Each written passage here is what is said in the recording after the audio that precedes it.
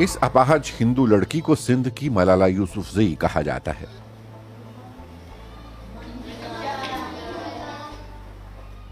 معاشرے کا ایک فعال رکن بننے کے لیے آسو بائی کوہلی کا سفر آسان ہرگز نہیں تھا۔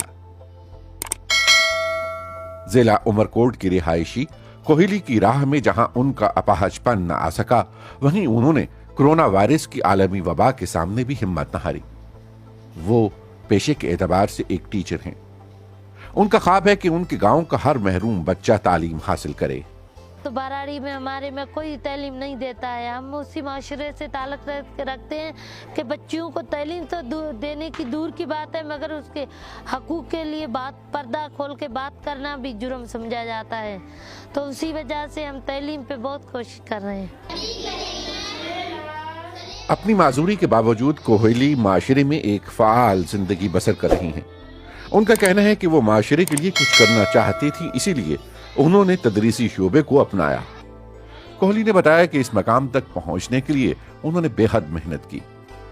بیساکھی پہ اسکول جاتی تھی، تو ایک دن جب میں اسکول جا رہی تھی تو وہاں پہ ایک عورت آئی اور اس نے جو میری بیساکھی چھین کر پھینک دی، تو چھین کے پھینک دی تو میں نے میرے والد صاحب کو بتایا کہ والد صاحب مجھے آج یہ واقعہ پیش آیا اور لوگ بیساکھی چھین کے پھینکتی عورت نے، تو میرے والد نے کہا کہ کبھی بھی بیٹا حوصلہ نہیں ہارنا چاہیے۔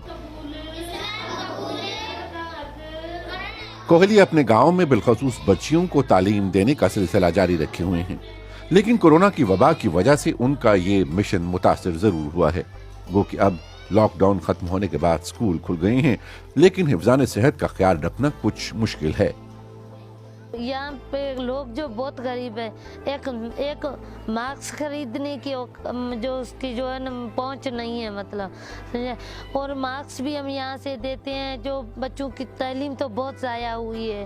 میں سندھ گورنمنٹ کو اور سب کو ہاتھ جوڑ کے اپیل کرتی ہوں، ہمارے اسکولیں بند نہ کرے، بچوں کی تعلیم تباہ نہ ہو، اور جو ہے سو ہم ایسے بھی عمل کر رہے ہیں مارکس پہ یا جو SOPs کے حوالے سے عمل کر رہے ہیں اس پہ، اور آگے جو اگر اسکول بند ہو گئے تو بہت نقصان ہو جائے گا، ہماری تعلیم کا بہت نقصان ہوگا۔ بچوں کو تعلیم فراہم کرنے کے عزم کی وجہ سے صوبہ سندھ کی پارلیمان نے کوہلی کو سندھ کی ملالہ یوسفزئی کے خطاب سے نوازا ہے۔